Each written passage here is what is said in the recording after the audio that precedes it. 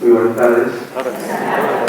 Un placer estar aquí compartiendo juntos esta experiencia de preparación para las fiestas, para la Pascua.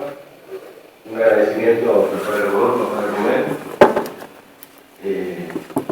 a Oscar y a Jorge, que de alguna manera fueron los ángeles, los nexos a través de los cuales nos fuimos comunicando totalmente causal, aunque pareciera que es medio como difícil que sucedan estos encuentros, como esta mañana yo iba a buscar al 11 una estatuita del cura Brollero para un paisano que se me encargó allá atrás en la sierra, ¿no? Y es muy difícil ver un rabino caminando en Shabbat por el 11 yendo a comprar una estatuita del cura Brollero, pero sin embargo es. Y esos son los milagros. Y así como, bueno, viviendo tras la sierra, por un llamado telefónico, estás causalmente sí, y estamos acá. Y creo que es el tiempo, la Pascua nos inspira mucho a reconocer que en la existencia, en la vida, no hay nada que sea casual, que son todas causalidades, que todo se va concatenando con un espíritu único, que van a saber ese espíritu cuál es el propósito. Lo que sí sabemos es que nos sentimos muy bien cuando podemos vivir el tiempo y el espacio cotidiano desde el espíritu de libertad. Esto es lo que nos hace humanos y nos hace poder mirarnos a los ojos sin peso, sin carga, livianos, sencillos, simples, y ahí uno puede caminar mejor por la vida.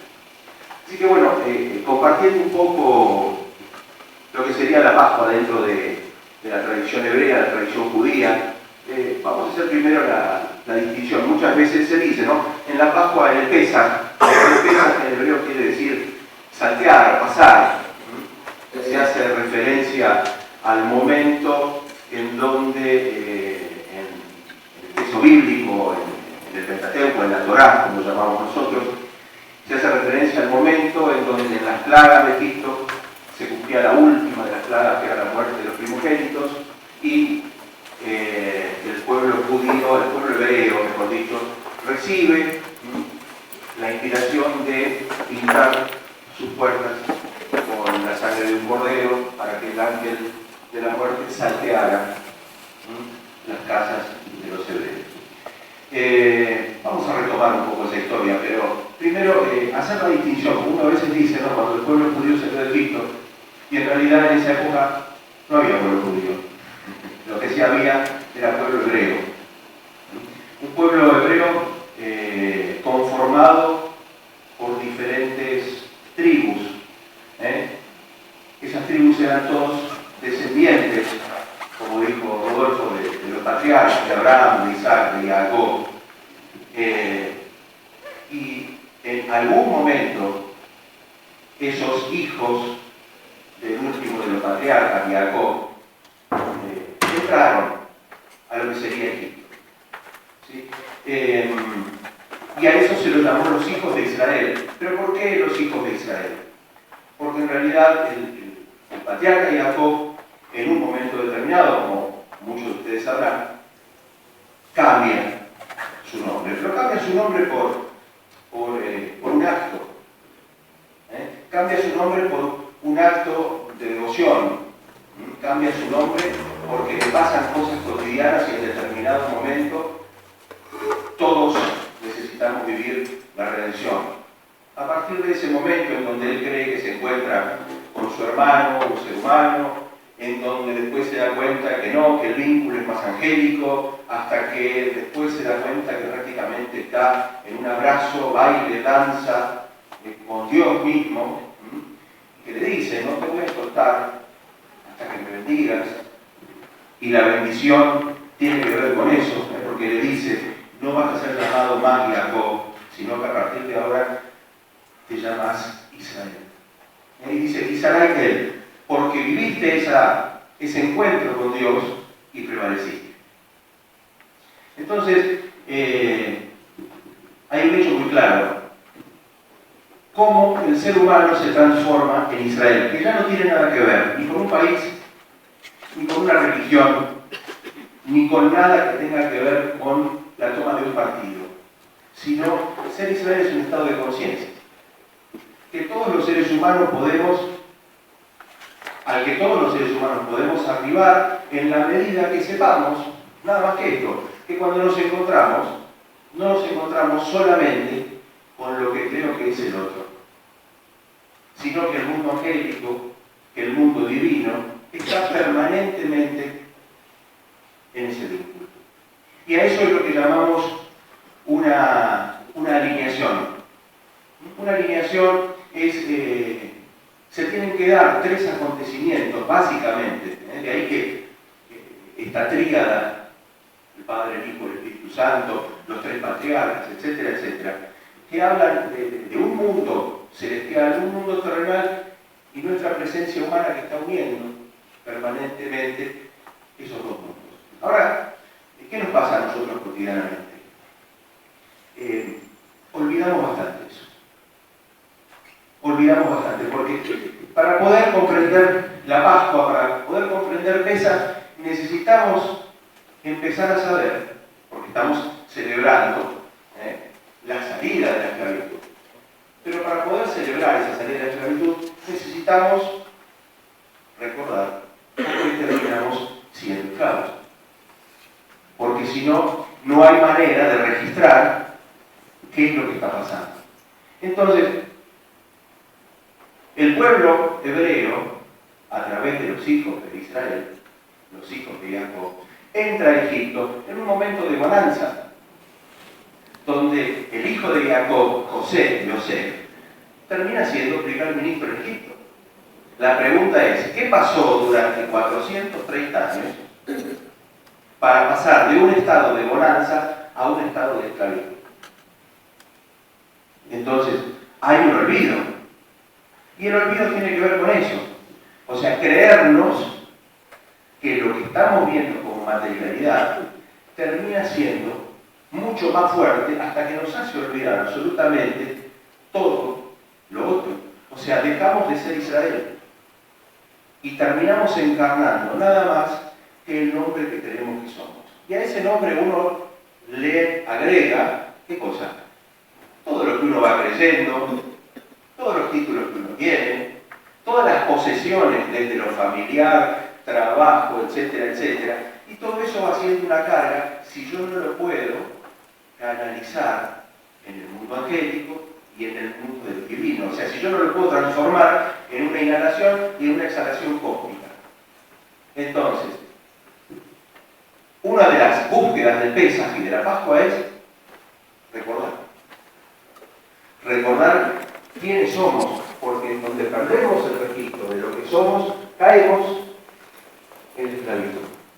Y ahí, desde el punto de vista de la Torá, de la Biblia, dice, bueno, 430 años, pero nosotros sabemos que gran parte de la humanidad, un porcentaje muy alto, sigue estando en esos 430 años de esclavitud. Por eso, desde este pequeño gran lugar, está muy bueno poder compartir la experiencia, porque desde aquí estamos generando la energía para hacer recordar a este cuerpo de humanidad que necesitamos tener la memoria para no caer una y otra vez en el olvido de nosotros mismos, que es el olvido del ángel, que es el olvido de Dios, que es el olvido de la vida. Porque ser esclavo es inventar, crear la propia muerte.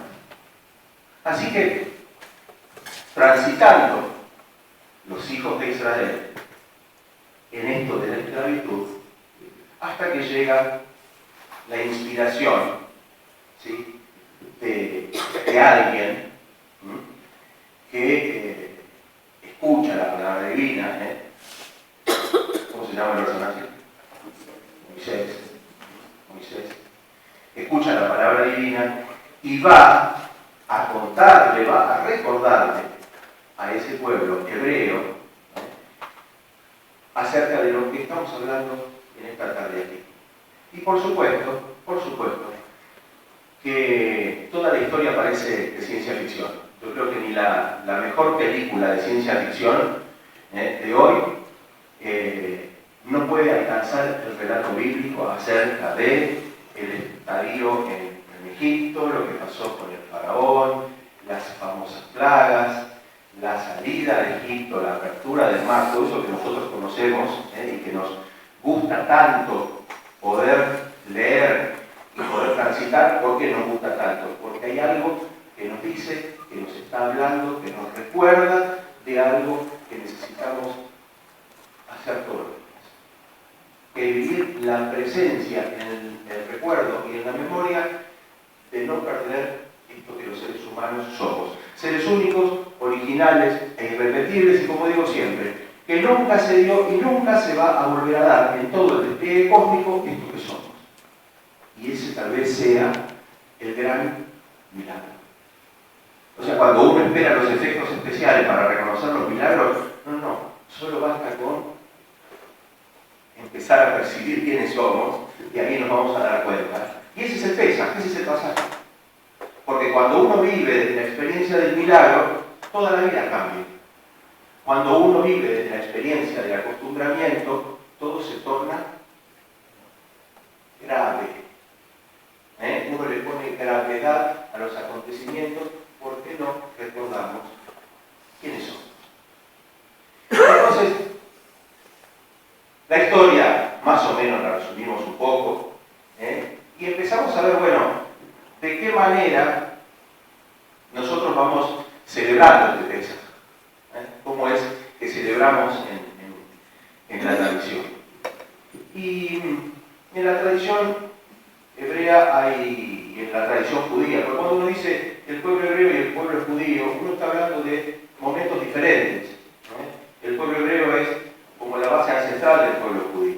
El pueblo judío nace más o menos por la época de lo que sería el rey David, el rey Salomón. Estamos hablando de 1000 años, 900 años antes de la era común, antes de Cristo. Ahí es donde se produce, en el año 700 antes de Cristo, aproximadamente un cisma, es donde se dividen las tribus y termina quedando la tribu de Judá como la tribu dominante, y a partir de ahí podemos decir, este es el pueblo judío. Pero nuestra base ancestral de casi todas las historias, como digo siempre, en la Torá no existe el pueblo judío.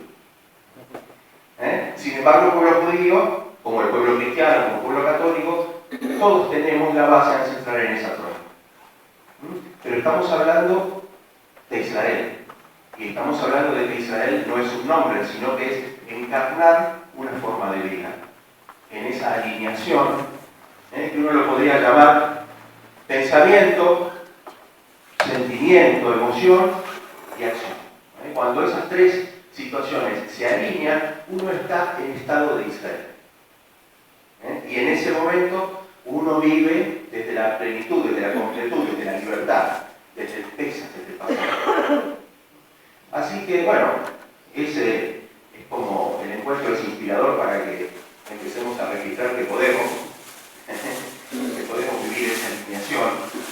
Es como la música, un acorde, ¿no? Un acorde, cardia en el corazón, se da con 3 notas. Esas 3 notas tienen que ver con lo que pensamos, con lo que sentimos y con lo que hacemos. Y cuando ese acorde es armónico, el accionar es armónico. Así que bueno, el Pesaj nos recuerda permanentemente esa enseñanza. Ahora, ¿cómo celebramos la Pascua? ¿Cómo celebramos el Pesaj? Nosotros lo llamamos Seder. Seder, en hebreo quiere decir orden. De ahí ustedes habrán escuchado la palabra sideral. De Seder. Lo sideral es el orden cósmico. En la noche de Pesaj, que es la noche del 14 de Nisan, o sea, de la luna llena del primer mes del año en el calendario hebreo, porque en el calendario hebreo tenemos 4 años nuevos. Pero el mes en donde empieza el año realmente es el mes de Nisan, que es el mes de la primavera, el mes de la Pascua, el mes de Pesaj. Entonces, el 14 de Nisan, que es el día de la última última de las plagas, donde se compartía, por mandato divino, se compartía un cordero pascual. De ahí, con esa sangre se quitaban las puertas. Y ese cordero tenía que alcanzar para todos los seres de la comunidad. O sea, estamos hablando de un acto solidario. Cuando hablamos del cordero pascual, estamos hablando de la búsqueda de que a nadie le falte. O sea, estamos viviendo la pasión personal y la compasión. Eso significa el cordero pascual. Es como decir, bueno, ¿cuál es la comida de Pesaj? El cordero asado. Después, por habitar otros países, por las diásporas, por las persecuciones, por las costumbres, por ahí terminamos comiendo cosas diferentes, ¿no? Como pasa a veces en Navidad, uno se encuentra en Navidad acá, en el hemisferio sur, con 40 grados de calor, comiendo comidas muy pesadas. Pero bueno, eso tiene que ver con lo que fue pasando a lo largo de los años, pero la comida de la Pascua es ese cordero pascual, ese cordero asado, que se comparte en la mesa pensando que a nadie le falta. Por eso el ceder tiene que ver con algo profundamente solidario. Entonces, en la mesa de Pascua de esa noche, cuando digo ceder de Pesaj, ceder de Pascua, la cena de Pesaj, es, como ustedes conocen, la famosa última cena. La famosa última cena es el ceder de Pesaj. Y podríamos aprender de eso que en una mesa de seres humanos se está dando todo el orden cósmico. Si pudiéramos mirarnos a los ojos y empezar a comprender más allá de lo que creemos, vamos a ver todo el orden cósmico. Pero para eso, bueno, necesitamos hacer qué cosa? Salir de aquellas cosas que nos extravían. Tener la información de todo lo que aprendemos en la vida, pero que esa información no nos pese como una carga, sino que esa información es a la que recurro cuando necesito. Pero yo miro a mi hermano y trasciendo, no me importa cuál es su nombre, a qué se dedica, cuál es su religión, cuál es su cultura, no. Nos miramos y sabemos que somos seres del mismo orden sideral. Y eso me hace libre, eso me hace liviano. Eso me permite crear, porque nosotros estamos muy acostumbrados a atribuirle la creación a Dios. Claro, ¿por qué? Porque lo sacamos de nuestras vidas. Eso nos esclaviza. En el momento en donde lo volvemos a nosotros, automáticamente genera una responsabilidad. ¿Por qué? Porque la creación tiene que ver con la acción nuestra de todos los días. Entonces, en la mesa de Pesaj, en el ceder de Pesaj, lo que tratamos de hacer es esto. Hay no me gusta decir mandato, sino una sugerencia que dice: en la noche de Pesaj le contarás a tu hijo cómo saliste del esclavitud. Y no me gusta decir Egipto porque tiene mucho que ver con la creencia.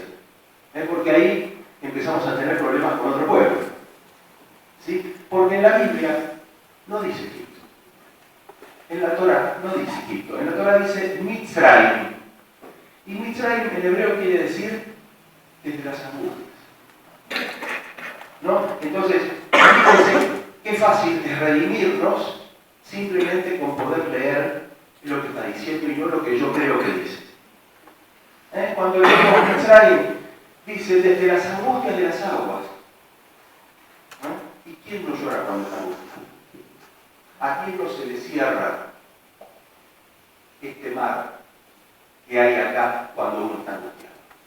Cuando uno está esclavo, cuando uno no puede ser libre, cuando uno anda con gravedad por la vida. ¿A quién no se le cierra este lugar que es el más angosto del cuerpo y a quién no le brotan las lágrimas? Entonces tal vez esa apertura del mar, esa apertura de las aguas, tenga que ver mucho más con otra información que sale de esa historia tan hermosa, casi de ciencia ficción, pero que a nosotros nos llama tanto la atención porque sabemos que está hablando de nosotros. Sabemos que está hablando de nuestras propias aguas y sabemos que está hablando de que hay algo que es posible, pero que de repente pasan mucho más de 430 años que nosotros no lo podemos ver. Y hoy, este momento, en el aquí y en el ahora, tenemos la bendición y la posibilidad de verlo. ¿De verlo? ¿De qué manera? Y en esta manera, cuando podemos mirarnos a los ojos sin prejuicios, sin preconceptos, sin presupuestos. Y ahí se llama el Seder.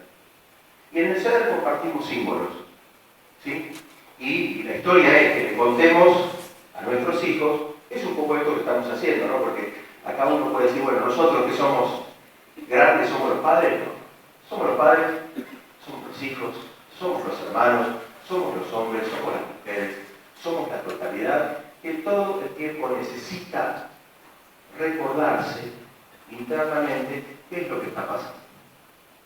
Entonces, armamos la mesa del Seder y tenemos un libro con el que compartimos que se llama Agadá, la Agadá de Pesaj, que es el libro en donde está el orden de la ceremonia, del servicio, del devenir de esa mesa de Pascua, en donde compartimos todos los ritos y los símbolos.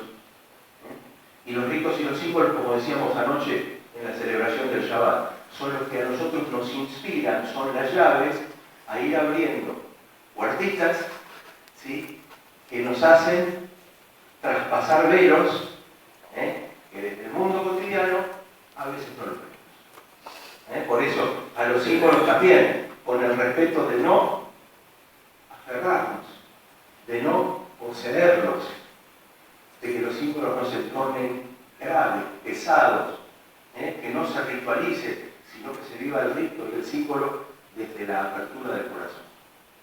Entonces, bueno, vamos a contar un poquitito cómo se compone esa mesa de la Pascua hebrea, de la Pascua judía, del Pesaj. No las traje aquí, pero se las cuento. Va a haber dos luces, dos velas. Las dos velas que en la tradición hebrea nosotros tenemos dos torot. Torot es el plural de Torah. Dos torot. Decimos, una es Torah Shevichtav y otra Torah Shebe'al-Peh. Una es la Torah escrita, que sería el Pentateuco, y el otra es el Talmud. La interpretación de esa Torah. Entonces, en la Torah escrita, dice, recordarás el Shabbat y guardarás el Shabbat. Entonces los rabinos de la época talmúdica, ¿qué es lo que hicieron? Dice, bueno, vamos a encender los dos luces, y esas dos luces nos recuerdan, ¿qué cosa? Que permanentemente necesitamos cuidar y guardar ese estado de Shabbat. ¿Cuál es el estado de Shabbat? El estado de libertad. El estado de sencillez, el estado de sinceridad, el estado de poder asentarnos así circularmente a compartir desde el corazón sin ningún prejuicio. ¿No? Entonces, eso lo necesitamos guardar como un tesoro. Por eso encendemos esas dos luces. No porque haya que encender las luces del Shabbat, no. Sino porque esas luces nos recuerdan este instante, este momento de libertad. Para encender esas dos luces, tenemos otra vela a la que llamamos Shamash. Shamash en hebreo quiere decir servidor, de la palabra Shemesh, sol. Sol. El sol es el que nos da la luz a nosotros en este mundo de la creación. Con ese Shamash, con ese sol, encendemos esta posibilidad de conciencia de cuidar y guardar el estado de libertad, el estado de libertad. ¿Y quién es el Shamash? Nosotros. Porque nosotros, con nuestras acciones cotidianas, ¿qué es lo que podemos hacer? Iluminar, irradiar, encender, recordar, hacer recordar, cuidar como un tesoro esto que estamos viviendo acá. Que no se nos pase, que no lo olvidemos nunca. Y cuando nos encontramos con otro ser, si tenemos la posibilidad de vivir esta experiencia de acercarle nuestro sol, de iluminarlo. Y eso que se hace en Shabbat se hace para cada fiesta. Por eso es lo primero. Encendemos las luces del Pesaj. Así como encendemos las luces del Shabbat, encendemos en la mesa del Seder de Pesach, encendemos las luces de la Pascua. Compartimos otro símbolo, muy familiar. La copa de Kiddush se llama en hebreo. La palabra en hebreo Kedushá quiere decir santificación, Kadosh quiere decir santo, Kiddush es santificación a través del vino, a través de la copa de vino, como el cáliz. En el Seder de la última cena compartían el cáliz y el pan. El vino, como la luz, y el pan van a representar lo que somos. Están conformados por los 4 elementos de la creación. Es el agua que somos, es el espíritu que somos, el aliento, es el fuego que somos, es la tierra que somos. Es el cuerpo que somos y es lo que es de lo que está hecho la totalidad. Por eso hablamos de la imagen y semejanza. Compartir los símbolos es recordar que somos imagen y semejanza de todo lo que es.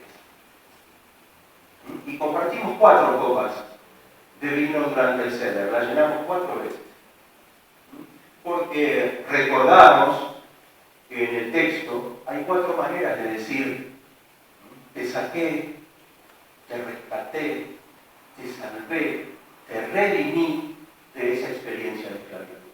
Entonces, con cada copa de vino que llenamos durante la cena del Seder, estamos llamándonos a salvarnos, a redimirnos, a sacarnos de ese estado de esclavitud en el que caemos una y otra vez. ¿Cuándo? Todos los días. Todos los días. Porque cada vez que me apego a algo, me olvido del tesoro que soy. Entonces, para eso tenemos la mejor medicina de la creación. El Eterno nos ha bendecido con una medicina sagrada, que es respirar. No me puedo pasar la vida inhalando, porque explotaría. Y no me puedo pasar la vida exhalando. Entonces, en cada inhalación, todo lo que entra, todo lo que puedo, y en cada exhalación no me quedo absolutamente con nada. Y esa es nuestra medicina, porque cuando respiramos en la totalidad, ¿qué es lo que se genera en nosotros? Un estado de purificación, un estado de vida. Bueno, en las cosas materiales pasa lo mismo. Cuando yo me aferro a algo es porque no lo quiero exhalar.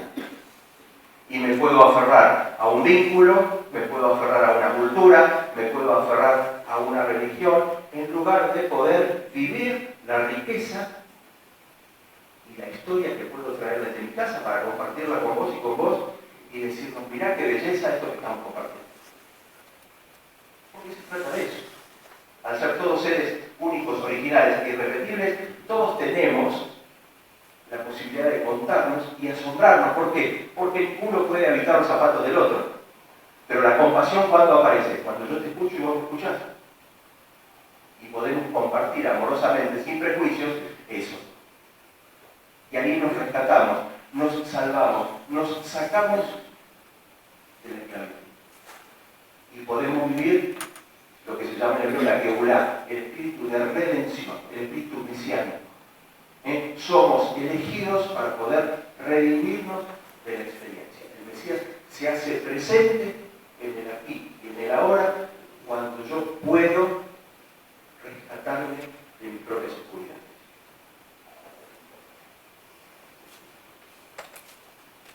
Bueno, este es un manto ritual, talit, que lo usamos. Es un manto con 4 hilos en cada punta, como dice el texto de la Torá, el texto de la Biblia. Esto simboliza que estamos revestidos de la luz divina. Y tiene un nombre en hebreo, lo que lleva a la punta. Está compuesto por 8 hilos y 5 nudos. llama tzitzit, en hebreo tzitzit. Y las letras hebreas son números también. Es una gematria, se llama, una numerología. La palabra tzitzit tiene el número 600, más los 8 hilos, más los 5 nudos, nos hace recordar los 613 preceptos, llamados, alineaciones, sugerencias que tiene la Torá para poder estar en alineación con lo divino y transformarnos en Israel, más allá de nosotros. Esto era una ropa que antiguamente, hoy los judíos ortodoxos la usan todo el día. Nosotros la usamos en ceremonia, pero esto es como para vivir permanentemente en ese estado de recordación. Nos lavamos las manos, bendiciendo. Todas las bendiciones en hebreo comienzan diciendo Baruch atah Adonai, Elohim melech haolam, bendito seas tú, Señor, poder dentro del universo, y después se hace referencia a qué cosa, a la acción que vamos a hacer. Esto tiene mucho que ver con estar atentos, porque cada vez que caemos en el olvido es porque nos desatendimos. La bendición nos permite estar atentos permanentemente.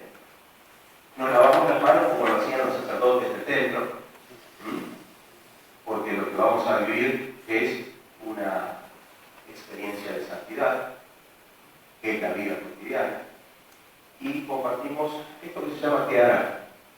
Es un plato que tiene varios como subplatos o platitos pequeños. Kehará de Pesaj. Kehará es algo así como un bol, donde ponemos los distintos símbolos. ¿Cuál es el símbolo? A ver si ustedes se acuerdan, fundamental de Pesaj. La estrella. La estrella es un símbolo, digamos, bastante nuevo dentro de la tradición. El candelabro y el aceite. El candelabro, el aceite, la menorá, el candelabro. Pero eso es más del templo, ¿no? En la mesa, como dice el texto, vas a celebrar. En el Éxodo, en el Levítico, en el Deuteronomio, vas a celebrar el día de los panes ácimos. Esa en realidad es la fiesta.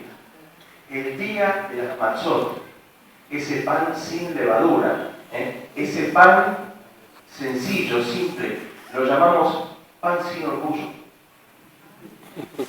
El pan sin orgullo. Porque salir de la esclavitud es exhalar, por ejemplo, el orgullo y todo lo que tenga que ver con eso, que nos podamos imaginar. Y antiguamente se celebraba en Canaán, se celebraba la primavera con las fiestas de los panes ácimos, que eran los panes de las tiendas. Y el Pesaj tuvo que ver mucho con ese florecimiento, esa redención de la primavera, y es el nacimiento a un nuevo ser. Es la misma experiencia que la Pascua y la resurrección. De eso se trata. Acá aparecen, entre los símbolos, ponemos una patita de cordero o una patita de pollo, simbolizando el cordero pascual. Ponemos una mezcla que se llama jaroset, que es una mezcla de manzana con vinito, miel, algunas nueces. El jaroset, que es dulce, nos hace recordar la argamasa con la que uníamos las piedras en la esclavitud. El maror, las hierbas amargas, que nos hacen vivir, comemos maror y lo mojamos en sal, hierbas amargas, como la radicheta mojada en sal, para recordar nuestras propias lágrimas en los momentos de angustia, porque estamos celebrando la salida de Mitzrayim, no de Egipto. En este Pesaj, en esta Pascua, redimimos a un pueblo también, porque nosotros estamos creídos que éramos esclavos del pueblo. Y siempre somos esclavos de nuestro propio olvido. Sí. Aparece un huevo, un huevito duro, quemado. El huevo es el símbolo de la vida, del nacimiento. ¿Y quemado por qué? Porque siempre en la tradición hebrea recordamos la distinción destrucción, el incendio del templo. ¿Vieron que los judíos ortodoxos se visten siempre de negro? Porque viven de luto, hasta que se reconstruya el tercer templo. Vieron que es muy llamativo ver a algunas personas, inclusive en Israel, en zona desértica, vestidos con esos trajes negros en el medio del desierto, es como antinatural, porque es vivir casi un luto eterno, diríamos. Y después, hierbas como la lechuga o la papa, que nos hacen recordar que estamos en la primavera, y que todo está floreciendo, y que esto de poder vivir la libertad de esa esclavitud personal es como vivir una primavera interna, es como vivir un renacer interno. Desde ese lugar podemos empezar a generar la creación y a generar la vida y empezar a mirar desde otro lado, con otros ojos. Y diría, empezar a trascender la mirada de los sentidos más ordinarios y empezar a desarrollar y a desplegar los sentidos de otros cuerpos, por eso los símbolos nos ayudan a desplegar los sentidos de otros cuerpos que cuando vivo en angustia son irreconocibles. Ahora cuando me empiezo a conectar, veo el poder infinito que esos sentidos tienen. Así que, bueno, creo que estamos ahí un poco con el tiempo. Está bien. Y contando un poquito acerca de lo que es la experiencia de Pesaj, sabiendo que lo otro que podemos agregar que es muy importante, así como no perder el registro de cómo caímos en la esclavitud, porque todos celebramos cuando salimos, pero olvidamos que estuvimos 430 años esclavos habiendo entrado en un espíritu de bonanza. Eso es fundamental. Y después salimos, se cruzan las aguas, se terminan las angustias y volvemos a inhalar. ¿Pero a dónde salimos? ¿A dónde salió el pueblo hebreo? O sea, en el desierto que uno cree que no hay nada, resulta que está todo. Entonces, es una pregunta, ¿cómo puede ser? Porque los hijos de Israel, que le vivían reclamando a Moisés, nos sacás de acá que tenemos casa y comida, y nos llevás allá que no hay nada. O sea, hay algo que se olvidaba. ¿Por qué decimos que en el desierto está todo? Cuando en realidad desde la apariencia no hay nada. Sí, eso es como que va apareciendo, ¿no? Por eso decimos que está todo y aparentemente no hay nada. ¿Cuándo empiezo a registrar que está todo? Cuando veo que puedo contar conmigo, porque estoy presente. Y si estoy presente, está todo. Si tengo estos brazos, estas piernas, este ser para la creación, está todo. El resto va a ser una consecuencia de creación. Por eso, si me hago presente en ese desierto, pues aparece el mar, aparece el agua. Aparece, ¿por qué? Porque el cosmos, Dios, como querramos llamarlo, es una energía ¿de qué forma? Una energía providente. Pero providente en la medida que yo lo tome de la solapa y lo traiga a mí para vivir en la bendición. Ahora, si yo me transformo en un ser dependiente, que todo el día se la pasa pidiendo, va a ser muy difícil que reconozca que soy esclavo y voy a vivir en un estado de esclavitud total. Ahora, después está la otra ilusión. Transitar el desierto con sus vicisitudes, ¿para qué? Para arribar a la famosa tierra prometida. Siempre necesitamos la zanahoria delante como el conejo para mover. Siempre. Bueno, ese es un estado de esclavitud.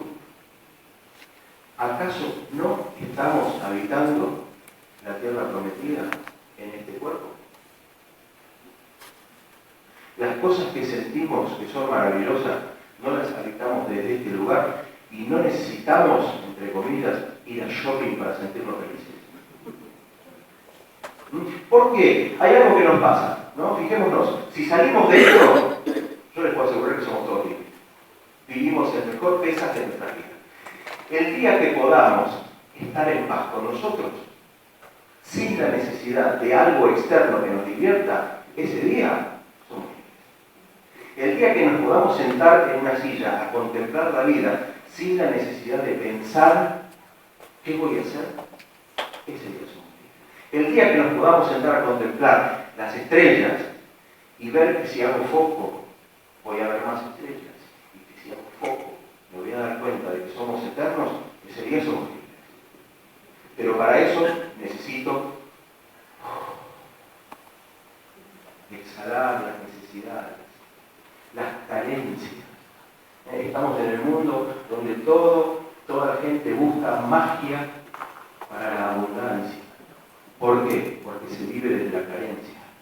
Cuando uno vive desde la carencia, vive desde lo que le falta, o sea, desde la impotencia. Primero no, entramos al templo, entramos a la tierra prometida, vemos que contamos con toda la potencia para la creación y te das cuenta que no te falta nada.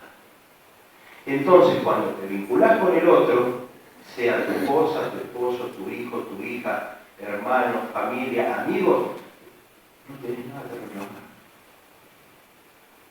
Y el vínculo se hace liviano, se hace libre.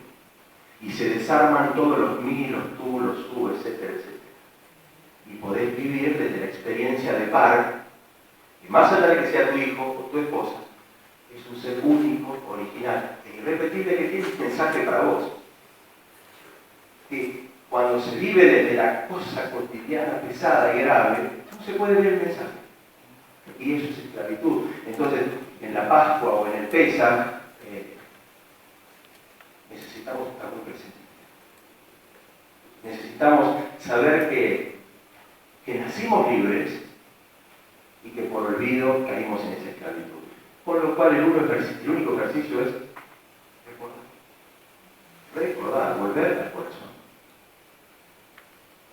El corazón tiene otro cerebro que no piensa como este. Esta es una máquina de calcular, es una máquina maravillosa, pero a la que nosotros le estamos dando más entidad de la que merece. No, acá hay otro cerebro, y en cualquier órgano del cuerpo hay otro cerebro maravilloso, que también piensa, pero piensa distinto. Bueno, démosle la oportunidad de pensar. Y no les cuartemos con nuestra mente. Si tuviéramos que dibujarnos, o tendríamos que hacer para representar a la humanidad de hoy un cuerpo muy chiquito y una cabeza gigante. Nos la pasamos pensando qué me dijo, qué te dije, qué me hiciste, qué te hago, qué te voy a dar, qué me debo, qué te debo, ¿no? Y es imposible. Vas al baño, te sentás a hacer caca y seguís pensando en eso. Y te olvidás de pensar todas las cosas que pasan cuando vos te sentás en el baño a hacer caca. Es un milagro, es una maravilla. Pero no lo registro, claro.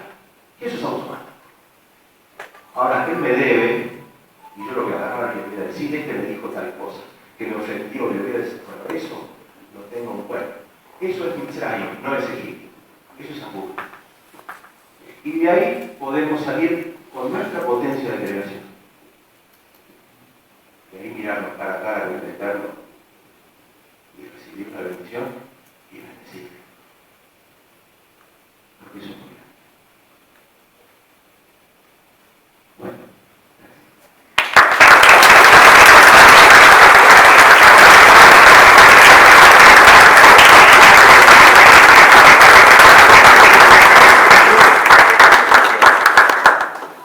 yo tuve un pensamiento mientras ibas hablando, ¿no? Qué lindo sería que nos acompañaras un día en una tarde de oración. Porque a mí me parece que no nos vino a contar una historia, que la podríamos ver en cualquier libro. Nos viniste a traer la historia, ¿no? Y ayudarnos a ubicar dentro de esa historia, ¿no? Ha sido Shamash, si nos has iluminado, pero de esa experiencia de fraternidad y de aquello que realmente vale la pena, ¿no? Esto en el desierto está todo porque estamos nosotros y está Dios, ¿no? Y Dios está en nosotros. Nosotros a veces estamos acá, un autor Romano Guardini, ¿no? Que él dice, si una sola persona, un solo hombre, una sola mujer, faltara en el universo sería diferente, ¿no? Faltaría algo único y diferente, ¿no? Así que muchísimas gracias y creo que nos ayudaste a ver que este Pesaj no es el Pesaj de un rito, de una religión, es el Pesaj que como humanidad necesitamos vivir continuamente, ¿no? Así que muchísimas gracias. Y quedan abiertas las preguntas sobre este tema, ¿no? Que vamos a ir haciendo cada uno de nosotros. Yo voy a empezar con una canción, porque yo voy a abusar de que tengo el micrófono, porque estamos hablando ahí con Rubén, cuando viste esta imagen linda de Israel que somos nosotros, ¿no? Y hablas del pueblo hebreo.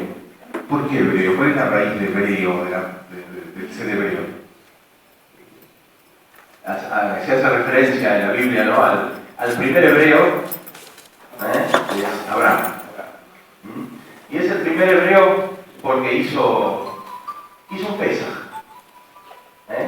Abraham vino de Harán, que era su lugar de nacimiento, y estaba en ese pueblo, y recibe un llamado interno,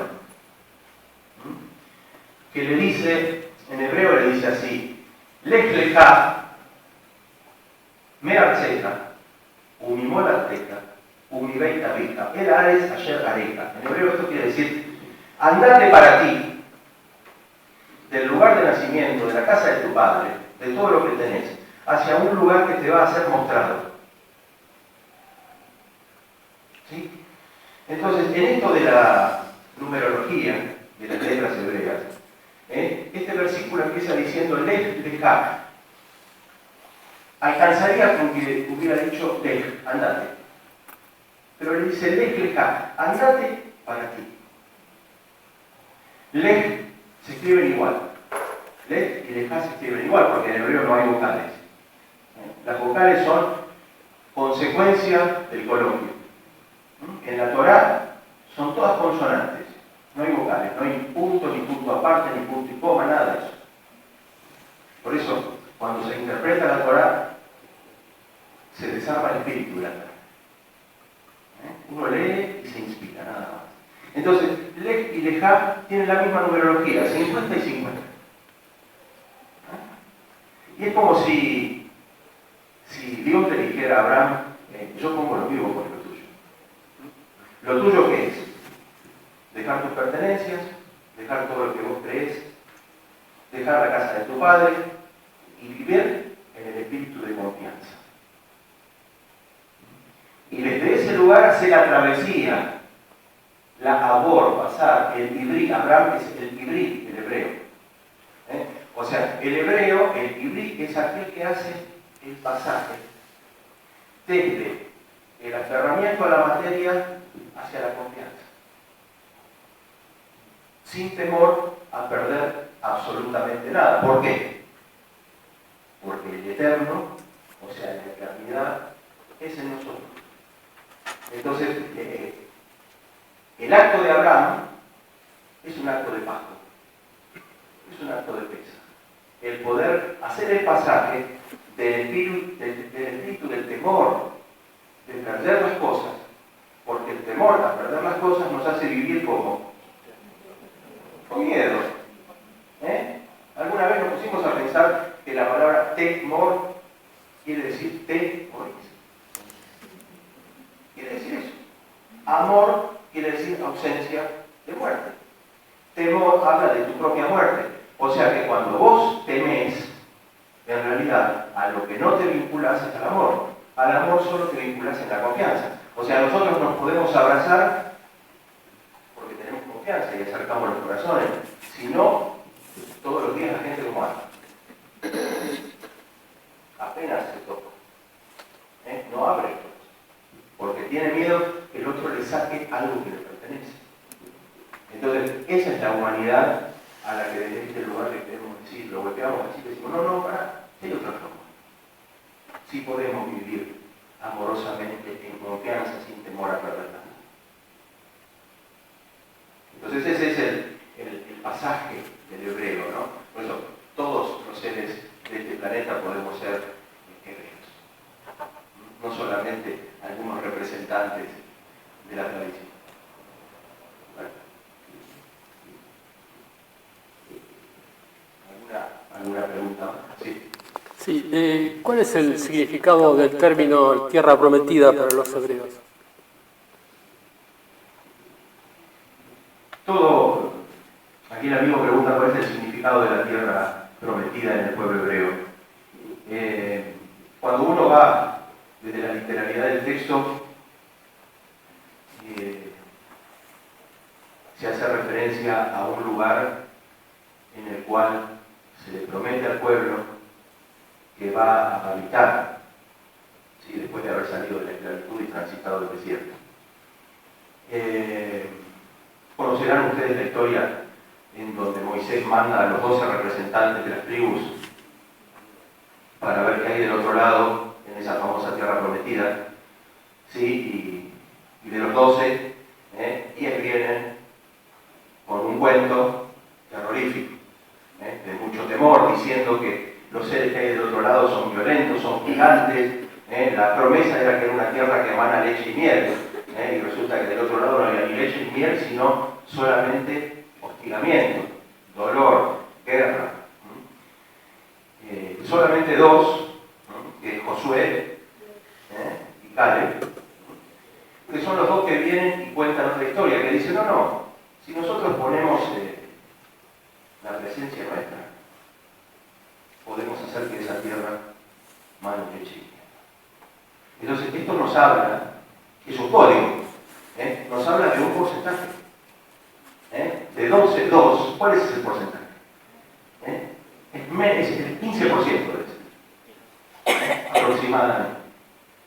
O sea, eso habla de cómo es la humanidad. O sea, estamos con un 15% de confianza. Y la tierra prometida es esto que venimos hablando en el paisaje. O sea, en donde me hago presente, la leche y la miel fluye por el acto recíproco del lech lechá, el acto recíproco de confianza.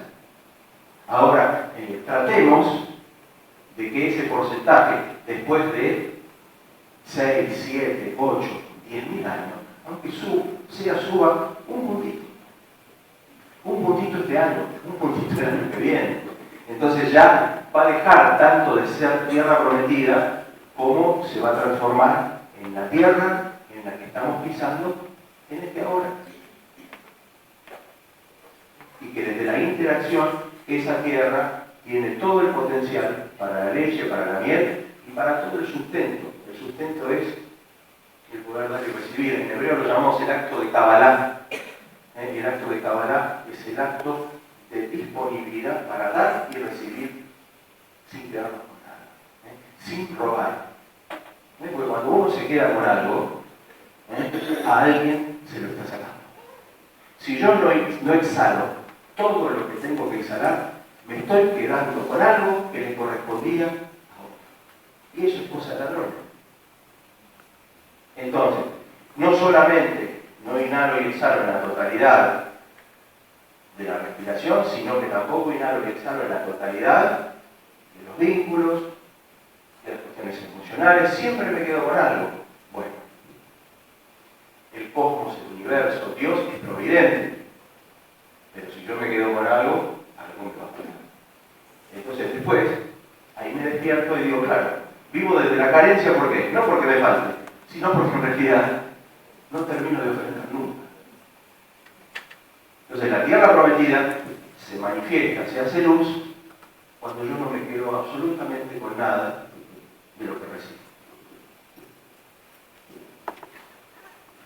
Usted habló de 4 celebraciones que había importantes en la sociedad. ¿Cuáles son? El 4 de la tradición hebrea es la letra Dalet. La letra Dalet en hebreo quiere decir puerta. O sea, el número 4 son los portales a los distintos palacios. Cada vez que venimos del 1, del 2, del 3 y llegamos al 4 en una situación, es porque atravesamos un portal. Entonces, celebramos 4 años nuevos. Celebramos el año nuevo de Rosh Hashanah, que se da aproximadamente para la luna nueva del mes de Tishrei, o sea, acá ya más o menos por septiembre. Celebramos el año nuevo de Pesach, ¿sí? Que si nos ponemos a pensar un poquito, son los dos equinoccios. El equinoccio de otoño y el equinoccio de primavera. ¿Qué pasa en los equinoccios? El día tiene, son iguales. La oscuridad y la luz tienen el mismo valor. Entonces, ahí empiezo a ver que es como camino o como respiro. O sea, yo no me quedo todo el tiempo inhalando ni me quedo todo el tiempo exhalando. No voy todo el tiempo sobre una pierna o todo el tiempo sobre la otra, no. Voy armónicamente un poquito para cada lado. Y en ese ir un poquito para cada lado, esto tiene una enseñanza. O sea, siempre voy a pasar por ¿dónde? Por el centro. Por el centro. En el centro es donde está la información. Donde no necesito quedarme ni con la luz ni con la oscuridad. Porque si no estaría eligiendo siempre entre polaridades. Y la vida entre polaridades es una vida partidaria. Y fijémonos cómo nos deja lo partidario. Nos deja partidos. Es el tiempo de unir. Entonces los equinoccios en estas festividades, que son las más importantes, nos ayudan a unir y a saber que hay un lugar en donde no es ni tan así ni tan asá. Entonces, esto me ayuda a ver que lo que yo pienso a veces y sobre lo que me asiento desde el juicio no es ni tan así ni tan asá. Y entre la oscuridad y la luz, ¿qué es lo que hay? Un montón de penumbras, ¿sí? Que son diferentes respuestas, diferentes posibilidades. Bueno, si las veo, tengo la posibilidad de reconocerlas. Ahora, si no las veo, es muy difícil que lo pueda reconocer. Por eso la importancia del símbolo, por eso la importancia del rito, porque me permite verlo. Después, si yo no lo quiero practicar, es otro tema, tampoco está mal. Pero la angustia sobreviene. Y creo que a ninguno de los seres humanos nos gusta vivir angustiados. No nos gusta vivir en el odio, no nos gusta vivir en la pelea. No nos gusta vivir desgarrándonos en el partidismo por lo que sea. Por lo contrario. Y después hay un año nuevo de la plantación de los árboles, hay un año nuevo de los reyes, que entre los cuatro, que tiene mucho que ver con los 4 elementos, con las 4 estaciones, con los 4 ángeles, Miguel, Gabriel, Rafael y Uriel, bueno, son portales a distintas dimensiones en las que podemos reconocer los cuerpos más sutiles y los sentidos más sutiles, ¿no? Cuando reconocemos cuerpos más sutiles, empieza a haber sentidos más sutiles.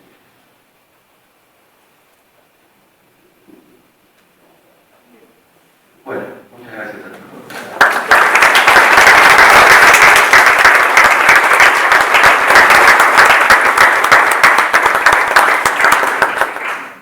A mí me toca la parte de darle las gracias ahora en este momento. Y la verdad que pensaba también, ¿no? Con el modo de ayudarnos a comprender la Pascua, una especie de camino para nosotros, ¿no? Me parece que porque fue mucho más allá de los signos, sino nos llevó a entender el espíritu, ¿no? de lo que se celebra. Entonces, la verdad que la propuesta de Roberto todo el mundo también, ¿no?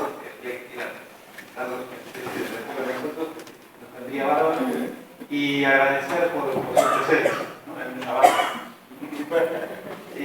Y bueno, es la casa de todos, ¿no? Entonces queremos realmente poder compartir este momento, nos hace bien a todos. La semana pasada tuvimos durante la oración ecuménica por todas las mujeres del mundo, ¿no? Organizado por un grupo de mujeres cristianas del mundo entero. Y también la verdad que fue un momento donde el Espíritu sopla y nos enriquece, ¿no? Qué bien nos hace el encuentro con el otro, ¿no? Y en ese encuentro